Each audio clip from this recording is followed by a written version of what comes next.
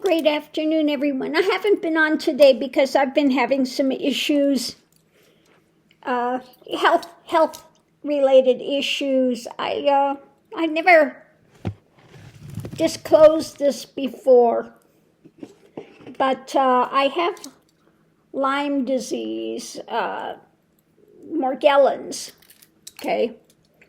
And I started a new protocol for that. And I forget what you have it, but so it's having an effect on my ostomy. Oh my goodness. It's just liquid coming out, and it's just, so I'm just feeling not so good, but in a way I think it's a good thing because I think it is going to make a dent in the Morgellons things. Now, if you have Lyme, you have Morgellons in particular, some things that I do that have helped, okay? You're not seeing a huge breakup, but you do see sometimes you see these, and that's, you'll see here, especially here, you'll see areas of the Morgellons things happening. So what happened, how I got Morgellons, when I was living in Florida, I went out one time out by the Everglades area, and I got bit by a tick.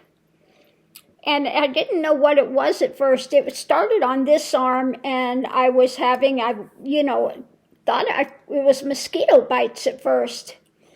But then finally, I wasn't cognizing it. It was only happening on one arm. It wasn't happening on the other arm. Then we had, I was deciding to leave Florida. I put my house on the market. COVID hit, and I'm living in the road trek for a year. And when all that's going on, my little dogs got sick, and I lost one of my little dogs. They misdiagnosed him, and just the stress of all that stuff, I developed the shingles, okay? And when I got the shingles, they went up into the brain, and they went down here, down my neck, into my shoulder. So you can see here again, one of the things from the Morgellons. And it took a while. They put me on gabapentin, and that finally started to help with the shingles. So if you haven't got the shingles vaccine, please get it, because it was the worst pain ever. There is a video up there where you'll see me screaming from the shingles. It was like liquid lava going across and going up here, up my face, around and up into the brain. And when it went up the back of the neck into the brain, I would just, you'd collapse, your knees would buckle. So worst pain ever. But, when that left, then all of a sudden the things that were here went into those pathways, into where, so that's where I get a lot of the Morgellons, the worst of it, here in my neck. Down here, it's gone down into here now, and up into the brain. So that's why sometimes I've gotten, the fogginess and that stuff. It's Morgellons, okay? It's the, from the tick bite. And you can't find anyone that deals with it out here. But the things I found that have helped a lot, every time I take a bath, I do Epsom salts, and that keeps it pretty well,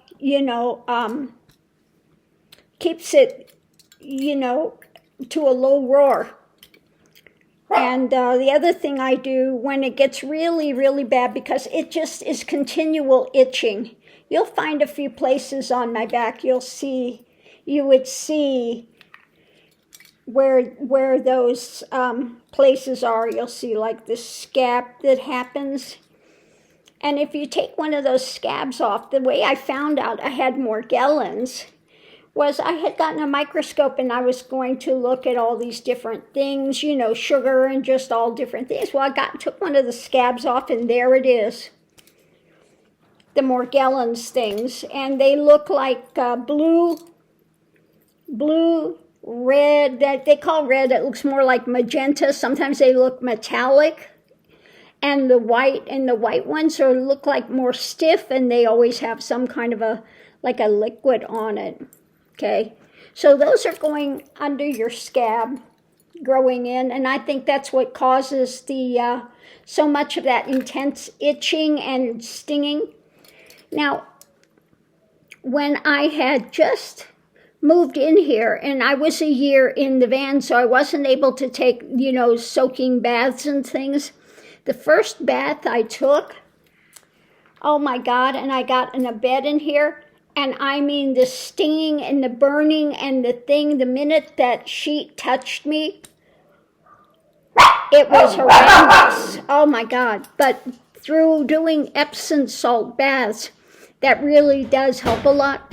And then if it gets really bad, I will take one of these things and do, I will do the hydrogen peroxide, and it burns when you put it on there, but it does help to dry that up and clear it up for a little bit.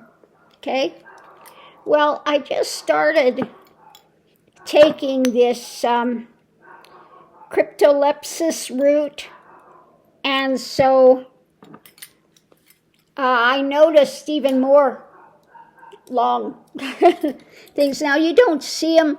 They are smaller than a hair. A hair will look huge under the microscope compared to these. So you don't see them unless you're looking in the microscope. But the ones in the microscope, you'll see they sometimes long, and you'll see a big bundle of them, a huge mass of them.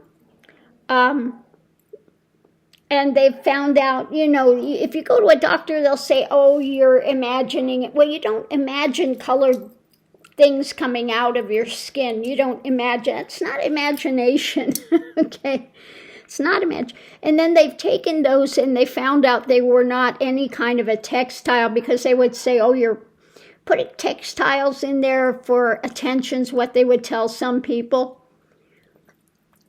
And they did some research on them, and it's not any kind of a substance. They finally figured out that it's overgrowth because of the infection of keratin and collagen, that those fibers are keratin and collagen. Did you bring your toy? Did you bring me your toy to show me? Happy guy. Hey, happy guy, got your toy. Yeah. So that's what they found out that is, but they did do some things and said this will kill it. And so obviously today I've taken it, and I've taken quite a large dose of it to really get it started. So I'm paying the price of that today. I forget what you call it. Herx or something like that, when you start taking a thing and at first you start getting some, feel like flu symptoms or something, you know. But I do think it's going to work, because I noticed that the things are growing. It's like even quicker, faster. And I think it's just a reaction to that. So I have some faith that this may actually work. But again, if you have Morgellons, it can help doing the Epsom salt bath soaks. And I'll do the water, the water, bathtub water, as hot as I can stand it, and soak in it to raise your body temperature. That also helps to eliminate some of them.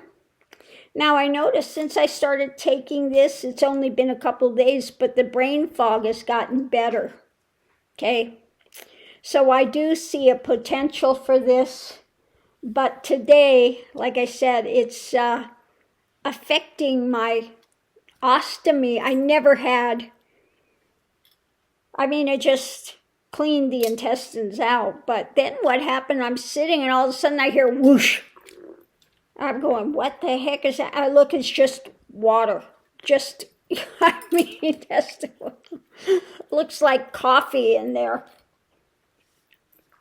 So I am having a bit of reaction. But I know, I know what it is. So don't tell me to go to the hospital. Don't tell me to go to the doctor. I know what it is. It's, it is starting to affect. Now with Lyme, it can affect any part of your body. In my case, it happened to go to the skin. The largest organ in the body is the skin. And so that's where it's really affecting me. And then some brain fog I've gotten from that as well. So I've been fortunate it hasn't hit my joints. Some people get to where they can't walk. One guy, it went into his heart, and in a month he was gone because it went into his heart. Yeah. So it can affect anywhere in your body, the Lyme. And there are, I forget how many different organisms with that. But, I mean, again, it can affect a lot of different things. But they think that the Morgellons has affected the Babesia. I think it's what they call it, Babesia. They have found, when they do look in there, they have found some things from Babesia in there. So they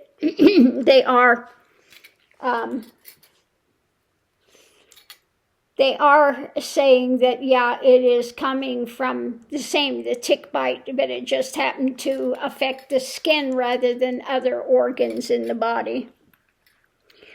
I wonder if it had something to do with my getting winding up having the ostomy. I don't know. I'm just, surmising that it might have had something to do with that as well. But yeah, the ones that get me are the ones coming down my neck in this area. And right in here, I can feel it. So many of the times I can feel it there. And these organisms like to hide out in the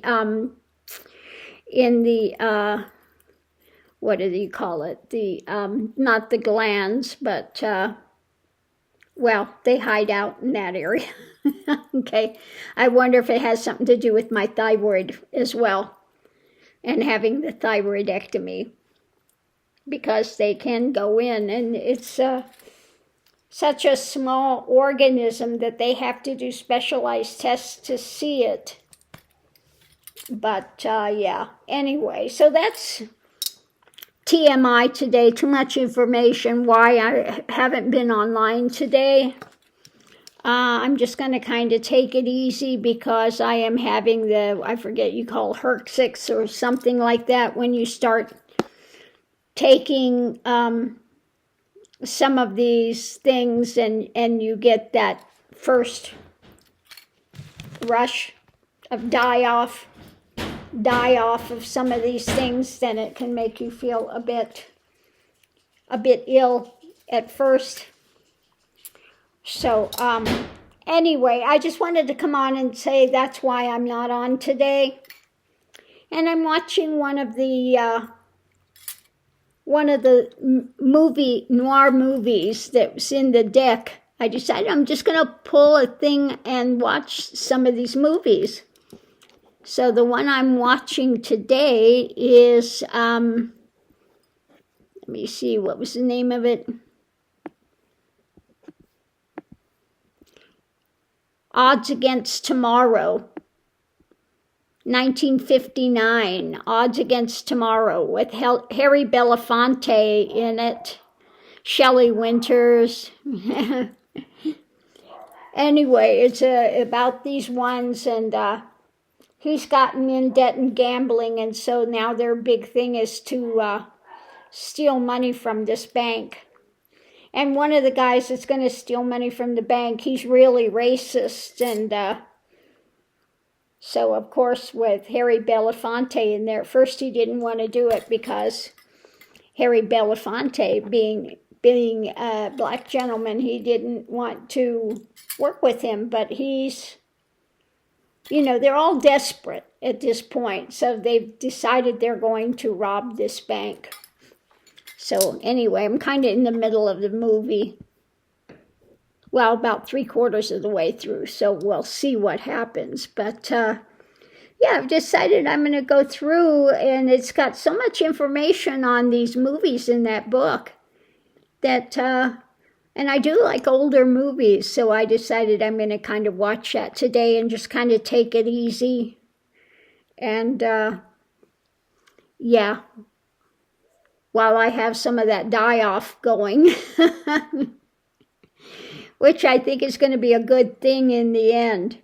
Yeah, actually, these look like they're kind of clearing up. It's not as bad as it was yesterday. So, yeah, I just wanted to put that out there because, if you have Morgellons, it's horrible. It feels like things are crawling under your skin and biting and stinging and all of that, but really, the Epsom salt baths really do help. I think that's one thing that's really helping a lot, doing those. So I just wanted to put that out there. If you happen to be dealing with Lyme, especially Morgellons, that I found out that works pretty well. And today when I was in there, I saw, you have to look really careful because these are they're just a little pinprick thing in the water. But if you've dealt with this for a while, you know that if you take it out and you look under the microscope, that's going to be from the Morgellons. Okay. So I did find a couple of things in there, and yeah, they were, some things from the Morgellons coming out. But anyway, I wanted to put that out there. Like I said, it's not something I've talked about, but it's something I've been dealing with for a few years. For a few years now. Yeah. So, that's it. Nothing else to disclose. Isn't that enough? 1 year, I got the Morgellons, then I had the thyroidectomy, and then I have the ostomy, and I had the, lost the hearing on this side because the tumor. I have that tumor. They did gamma knife surgery. And that, when they did, they don't tell you this. Oh, I should tell you this too.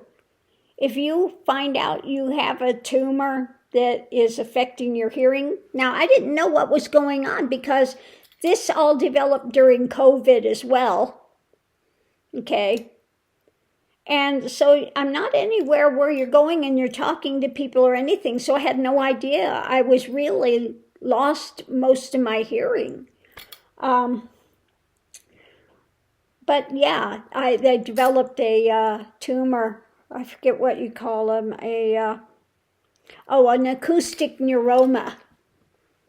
Now, if you have an acoustic neuroma and they tell you, they can do gamma knife surgery instead of opening you up, they can do the radiation thing.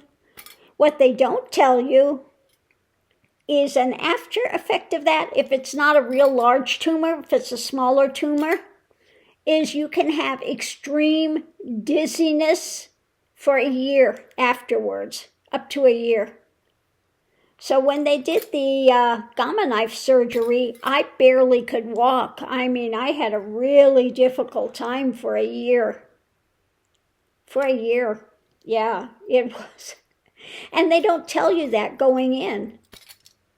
They don't tell you that you can have, from the gamma knife surgery, you can wind up having that kind of a difficulty. So I've lost most of my hearing on this side. Sometimes it's hard to sing because I'm not hearing here, and so it's I've noticed, that coming in to hear the key of the song sometimes is difficult when I'm not hearing on this side at all. Yeah, it's kind of... I'm going to try just putting the hearing aid in on this side and see if that helps. But yeah, some songs coming in, if they just give you a real quick key and they're not actually playing the music and you're not hearing it, can make it difficult. Because you just feel really off balance. It feels like there's like a kind of a pressure on this side, so you feel a little off balance. Yeah. But again, with all of this stuff, you just, you take things day by day, and it is what it is, and that's it. You just accept it and you go forward, and you learn to work around it, like everything. So I'm going to try that, though, doing the one on this side where I've lost the hearing, and see if that actually helps. In fact, I think I'm going to put that one in now and just see. I'll try it later and see if it helps with the music. I don't know why. There. Okay. I'm hearing the tone. We'll see what happens. Anyway, on that note, I'll leave that here. I just wanted to let people know why I'm not on today. Not that I'm trying to just not, because usually I'm on here doing readings every single day. But that's what's going on today, why I haven't done any readings today. Because I'm just dealing with, what do you call it, Herxus and then the ostomy thing today. So, yeah. But as all things, this too will pass. It's going to get better, so that's where that's at. Thanks for tuning in. And thank you. I wanted to say thank you. A couple people sent donations, and thank you. And then somebody was asking me if I'm doing private readings now. I'm not doing private readings at the moment because I'm doing so much content on the channel and just trying to set up private readings, with time, and different people are in different countries and different time zones and all of that. And I'm so bad with time and things that I've found out it's just almost impossible for me to set those types of things up for people. And then people want to ask questions that I really don't want to read on, such as money things, and when should I, move, and when am I going to find the right guy, and what's he look like? No, they ask those type of readings, and I don't do those types of readings. I do more readings that are more, to look at a couple different situations, possibilities of situations, that type, advisory type readings, not predictive readings for people. And most people want predictive readings. And so I just found it's better just to not do readings for now. Okay. So on that note, I'll leave that here, and we'll see you online.